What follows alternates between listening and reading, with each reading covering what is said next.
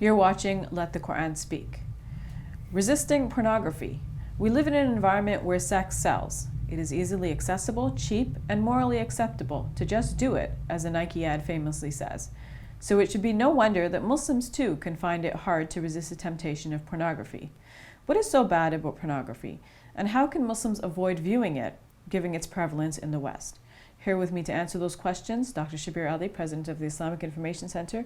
Dr. Shabir, what are your thoughts? I mean, many people watch pornography in the West, and it's considered okay or morally acceptable. What is so bad about pornography? Of course, I would like to add here that it's not just simply in the West that it exists. Several Muslim-run websites have drawn attention to this as a problem affecting Muslims as well, as you have already alluded to this fact. MuslimMatters.org, Mental Health for Muslims, Sound Vision, On Islam. All of these websites have shown that this is a problem that has affected Muslims. And of course, it doesn't have to be Muslims living in the West. It could be Muslims anywhere, wherever the internet is accessible. As it becomes more and more accessible in Muslim countries, it becomes, pornography becomes more prevalent there as well. Yeah, so I think you put your finger in it, though, that in some parts of the world, it's more acceptable to have extramarital affairs and to think of sex as something that you enjoy, regardless of any sort of limitations. But within our religious principles, and this is of course what the great religions teach, that every action has some sort of consequence, and you need to evaluate the consequences of your actions. Some of the consequences we do not see immediately, but they may be long-term consequences. For the Muslim mindset, the long-term is not limited to life in this world, but to life eternal. So we think about the actions we do now and what effects this will have on our eternal lives. And because we cannot see into eternity, we have the guidance from God directing us how to live and what actions are good and bad. So we learn from the Quran that we're to stay away from fawahish. This refers to all kinds of evil sorts of encounters, including sexual promiscuity. And certainly exposing one's nudity, this is prohibited in our religion. And the flip side of that, viewing nudity is also prohibited. Whereas on the other hand, healthy sexual encounters between married spouses, this is commendable, both in the Quran and also in the words attributed to our Prophet Muhammad, peace be upon him. So we do not have, or should not have, taboos regarding healthy sexual encounters, and at the same time we have reasonable restrictions that keep us within a healthy fulfillment of our natural desires. How would you respond to someone who says, well, what's wrong with just viewing pornography? I'm not doing anything, I'm not harming anybody, I'm just, by myself viewing it. Well, we are taught in our religion that human beings are special. We're not like animals. And this special nature of human beings is depicted in a variety of ways, simple ways.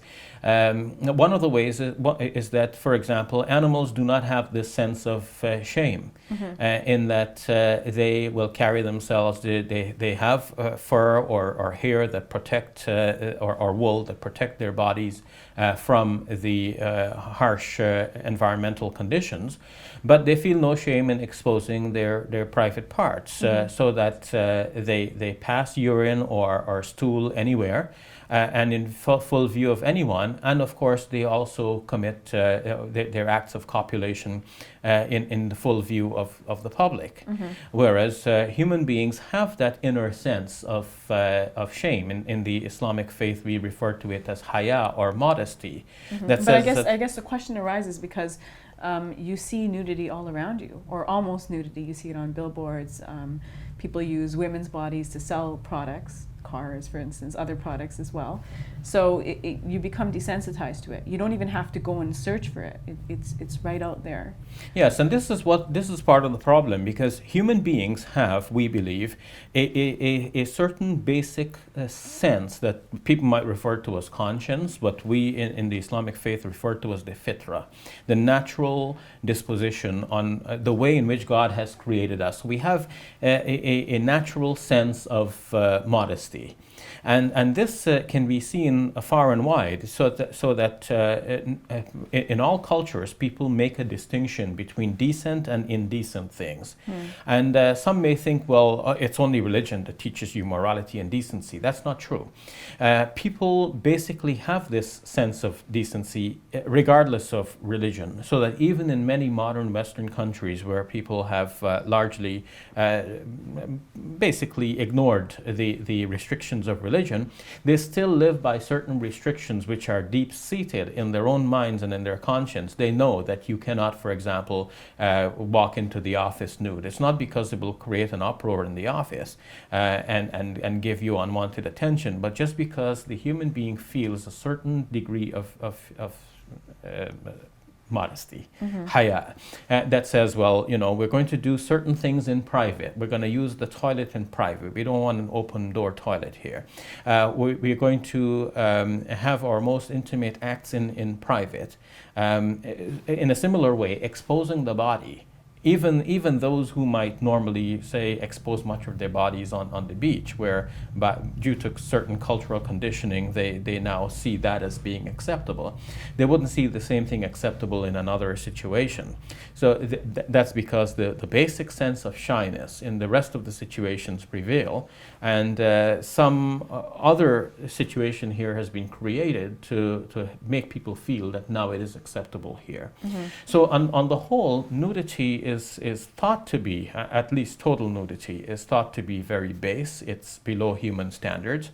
And the populace in most countries continue, even where religion is largely rejected, the populace continues to place restrictions on strip clubs, on pornography on the whole, and of nudity in advertisements and so on. So the commercial interests and the movie makers want to put more spice into what they're selling, but the population says, no, we're not going to allow this, and this is reflected in our laws largely. There was a government inquiry in Britain recently which found that 4 out of 5 16-year-olds view pornography regularly, and 1 in 3 10-year-olds do the same.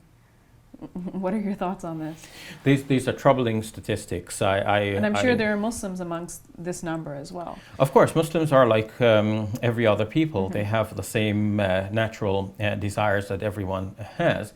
And we have the natural desire to procreate. And because of that, there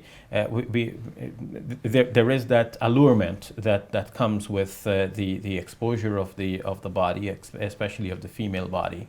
And Muslims are being afflicted by this sort of negative modern trend. So what is your advice to a Muslim who might be addicted to pornography, or simply viewing pornography in the early stages of viewing pornography? Well, we have a very limited time, and I would direct these Muslims to the websites that I've already mentioned, where some excellent articles are already there. Some of the advice that have been given in brief might include the following: that one, keep your computer in a central place in the house, a high traffic area, so that you're not isolated. Two, if you find that this is a problem for you, then avoid being alone.